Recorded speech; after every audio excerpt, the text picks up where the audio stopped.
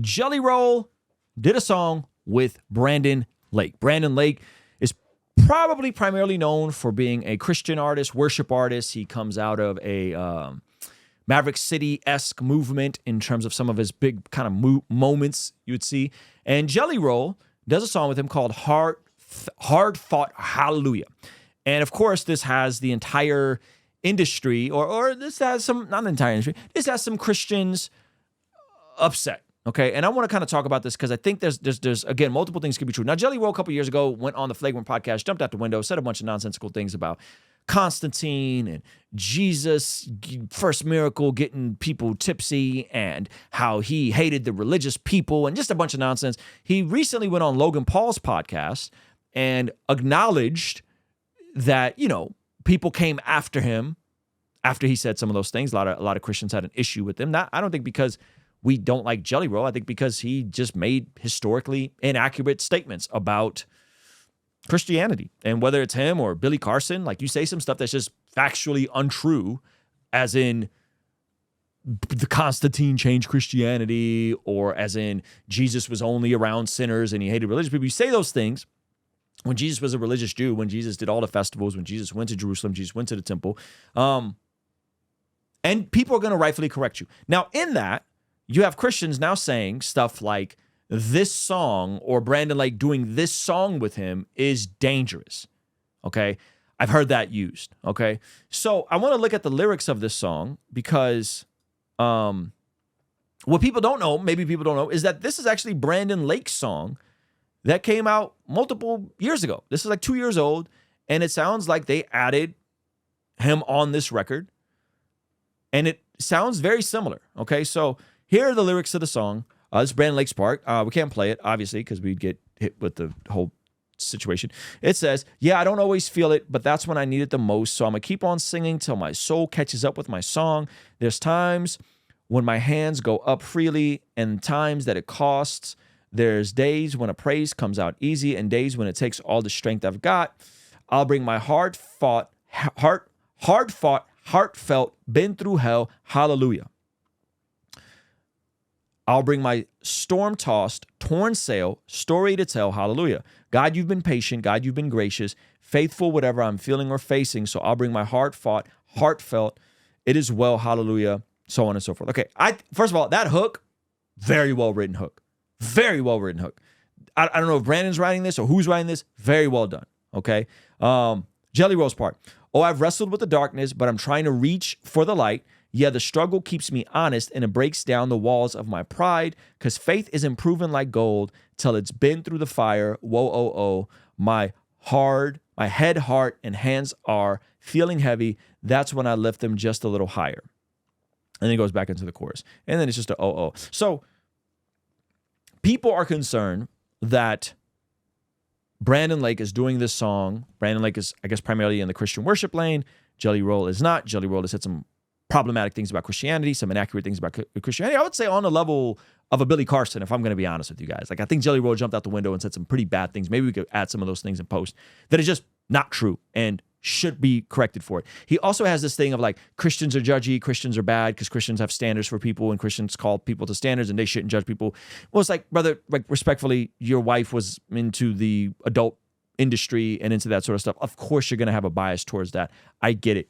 Now, can a Brandon Lake collaborate with a Jelly Roll? And is this a song that is a worship song? Now, as far as I know, I don't know of anyone that's singing or was singing this song in church. Mainly because the chorus has the word "been through hell, hallelujah." I don't know of anyone I don't know of a lot of churches that are going to sing "been through hell, hallelujah."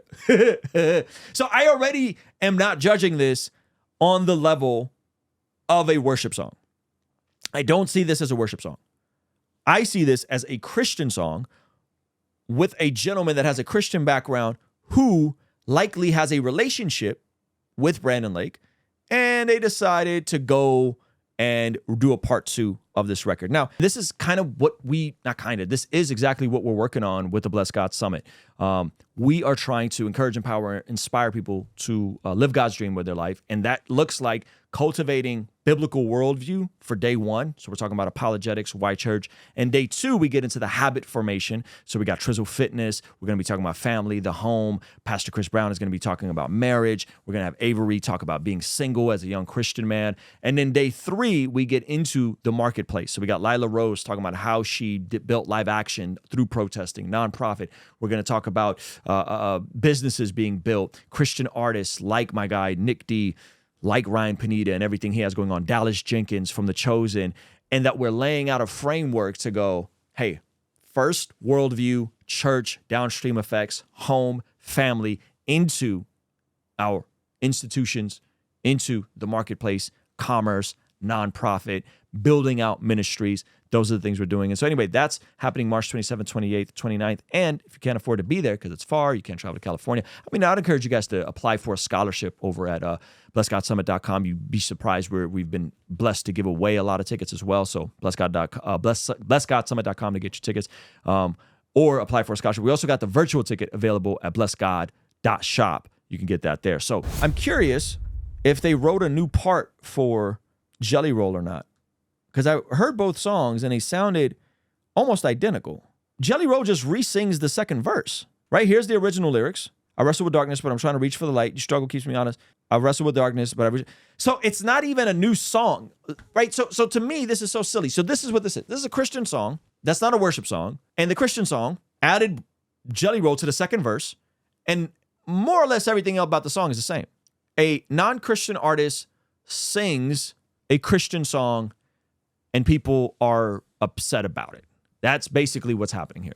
Here's my issue with this.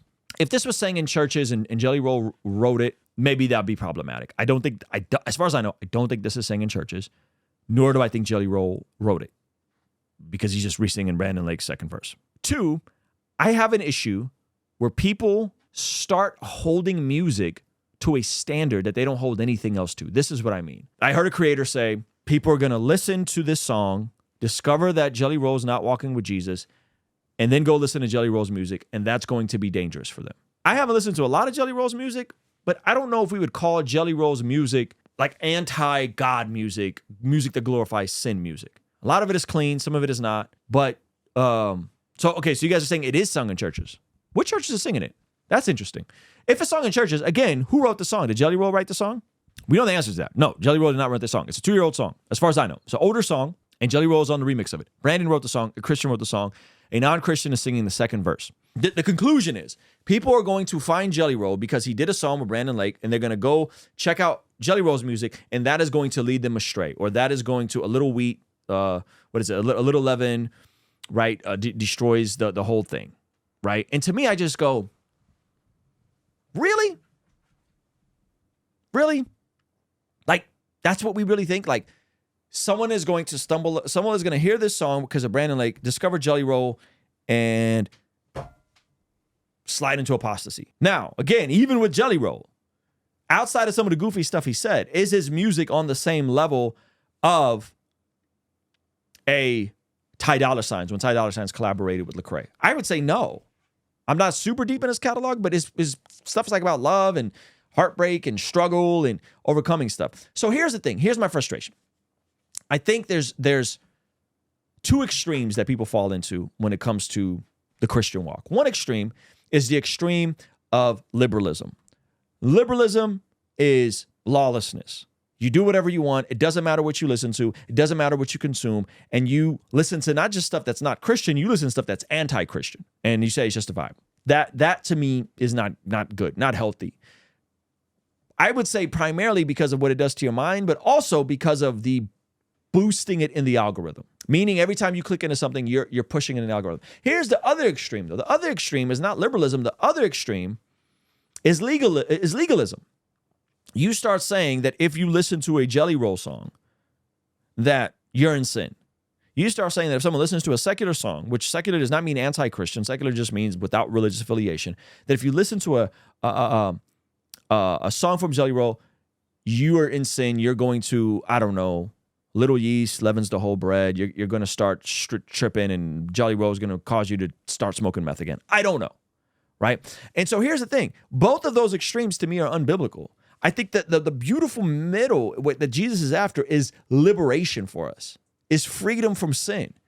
Because we're not talking about lawlessness and we're not talking about legalism. We're talking about walking in the freedom that Jesus has for us. And that looks different in terms of the type of music you're consuming. Because for some of us, maybe Jelly Roll is too much for you. My question would be, are you consuming secular media? Because that to me is hypocritical. This is what I mean. So many people, when I was younger, they throw out all their secular CDs and they'd break them and they'd throw them away. And it was a big thing in youth group, yet they continued playing secular video games. They continued watching secular movies. They continued watching secular TV shows. Today, you continue watching secular YouTubers. You're continuing to watch secular podcasts. So you are making this big grandiose statement of how holy you are because you got rid of all, I don't listen to anything that's not Christian. Great for you. But are you consuming other stuff that's not Christian? And isn't that hypocritical? Can't we agree that that's hypocrisy at its finest? If you're saying, and because this is what I think there's a double standard on music. We're okay with secular things everywhere else in our world, but for whatever reason, we want to demonize music. I think it's because of a bad theology. You've been taught that Satan was the worship director in heaven, and all of a sudden he was, leading people astray with music because he was the worship director. And that, none of that's biblical. So what is the solution?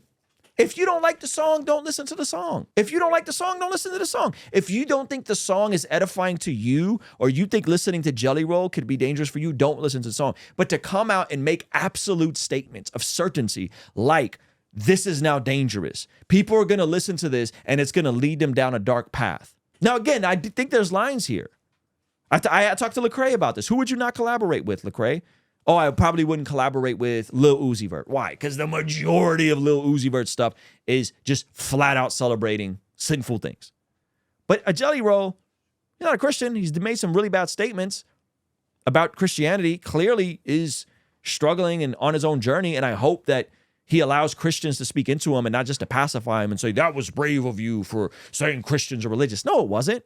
That wasn't brave of him to say that on the Flagrant podcast. There's nothing brave about that. It's the same cliche stuff people have always said about Christians. They're too uptight.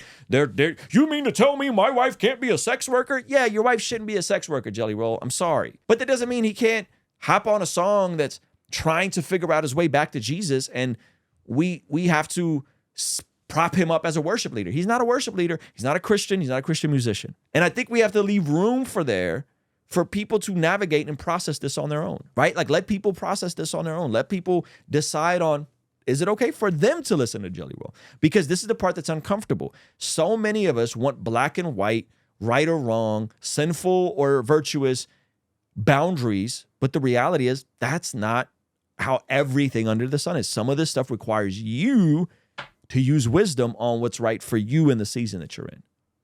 And to draw hard lines where there probably should be conversations, I think, again, is how we slide into legalism. And that, to me, is potentially just as harmful and can lead people to deconversion and deconstruction as liberalism.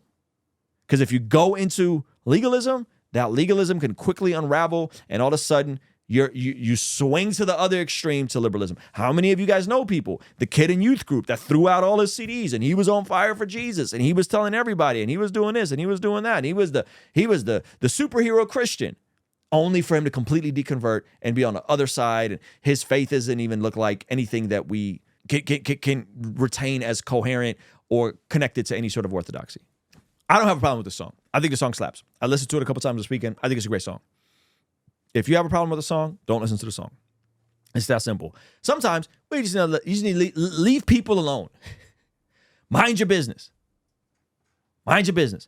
Hey, thank you so much for checking out the video. Please be sure to comment below and subscribe and all that good stuff. And check out this other video that YouTube seems to be recommending just for you. Let me know if they nailed it. All right? I'll see you over there. Peace.